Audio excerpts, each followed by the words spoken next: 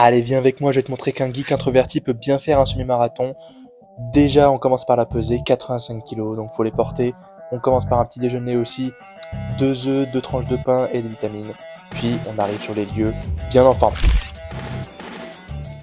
Bon, comme j'avais dit les gars, premier semi-marathon, c'est parti. Je vais me fondre dans la masse et on va essayer de faire une perf en moins de 2 heures. On va essayer.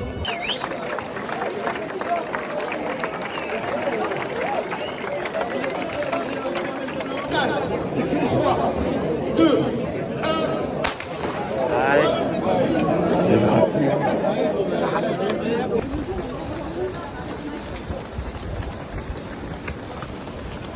On est au 2e kilomètre et je me demande mais pourquoi je fais ça.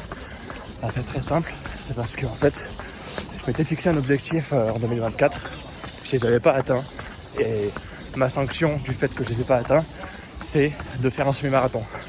Et me voici, homme de parole. Bon, on doit être au 12e kilomètre, ça va, j'ai une bonne allure, donc on va essayer de tenir ça jusqu'à la fin de la moitié. Ouais.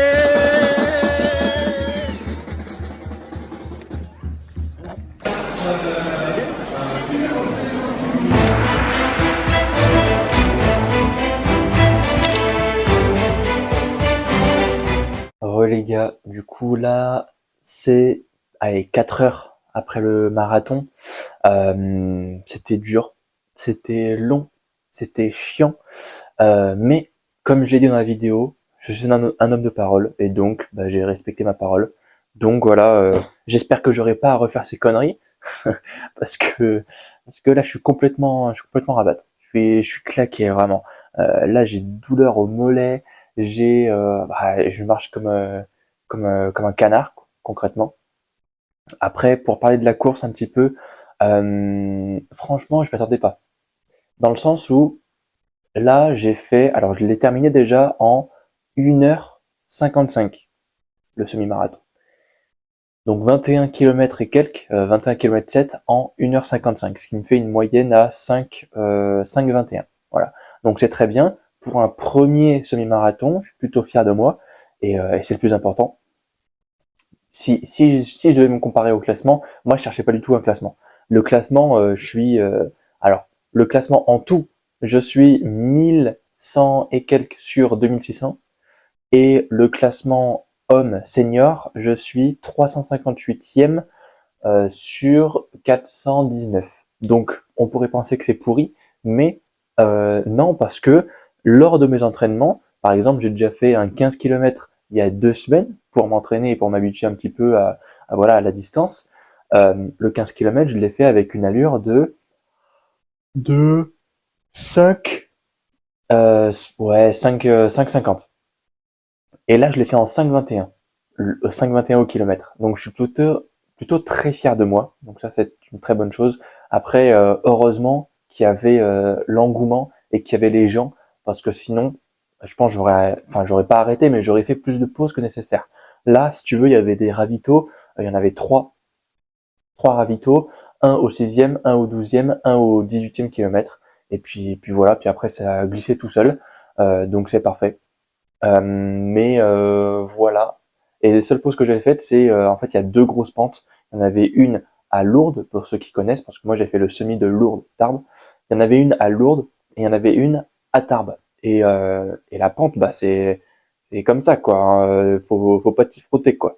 Donc j'ai fait une petite pause durant la 2e côte et après, comme je savais pas tout à fait où était l'arrivée, et ben je me suis dit ok, je veux pas y aller à fond, tu vois, pas comme un sprint, mais je vais essayer d'allonger ma foulée et tout ça et de tenir vraiment une bonne cadence, un bon rythme. Et, euh, et à chaque fois je me disais, ok, l'arrivée elle est au fond de cette rue.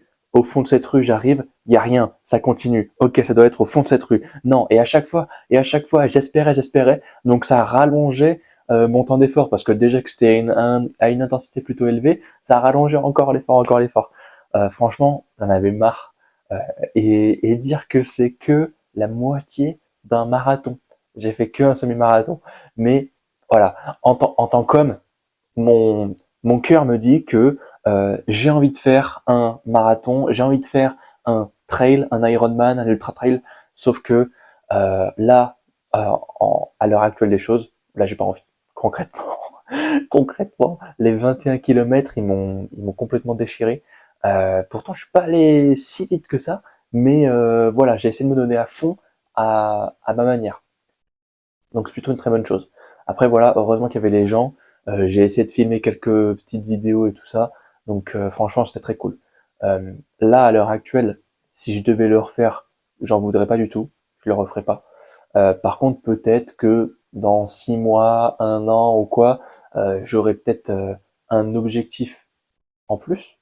Donc peut-être faire un marathon, peut-être faire plus, à voir. Mais voilà, il faudrait que je m'y prépare en avance. Parce que là, je m'étais préparé 1 mois et 1 semaine avant pour préparer un semi-marathon.